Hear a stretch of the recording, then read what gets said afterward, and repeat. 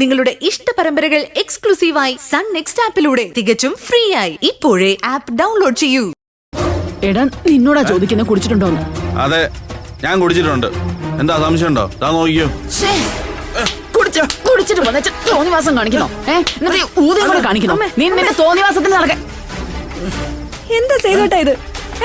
വീണ്ടും ഞങ്ങളെ കണ്ണീര് കുടിപ്പിക്കാനാണോ കുടിച്ചിട്ടുള്ള ഈ വരവ്? ഞാൻ കുടിച്ചത് നിങ്ങളെ കണ്ണുപിടിപ്പിക്കാൻ വേണ്ടിട്ടല്ല, എന്റെ സങ്കടം തീർക്കാൻ വേണ്ടിട്ടാ. നിനക്കെന്താടാ സങ്കടം? എന്താ നിന്റെ അമ്മ ചത്തുപോയോ? അമ്മേ അമ്മേ, എന്റെ സങ്കടം എനിക്കേ അറിയത്തുള്ളൂ. അത് ആർക്കും ഒരാൾക്കും പറഞ്ഞാൽ മനസ്സിലാവത്തൂല്ല. എന്താ ഏട്ടാ ഇത്?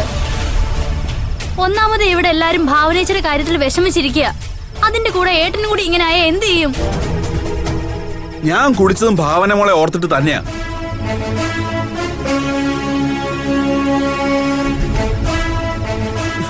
ഒരു കാലത്തും കര കയറാത്ത അവളുടെ ദുരിതങ്ങളെ കുറിച്ച് ഓർത്താണ് ഞാൻ കുടിച്ചത്.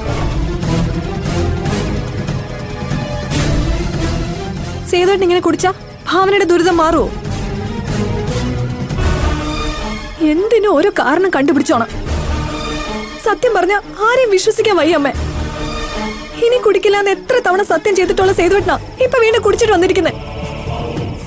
നീ പറഞ്ഞത് ശരിയാമേ, പക്ഷെ ആരെ വിശ്വസിച്ചില്ലെങ്കിലും മദ്യപിക്കുന്നവരെ വിശ്വസിക്കാം. കാരണം അവരൊരിക്കലും കള്ളം പറയുന്നില്ല.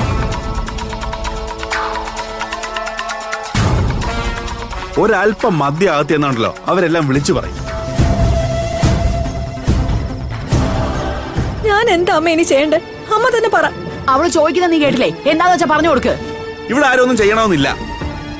എന്റെ മനസ്സമാനത്തിനുണ്ടേ ഞാൻ കുടിച്ചത്. പാവം ഭാവന, ആ മാനസ എത്രമാത്രം വിശ്വസിച്ചതാ അവള്. എന്നിട്ട് അവള് ഭാവനെ ചതിച്ചില്ലേ? എന്ത് വല്ലവന്റെ കുഞ്ഞനല്ലേ സൂര്യൻ ഭാവനെ തലകെട്ടി വെച്ചിരിക്കുന്നത്.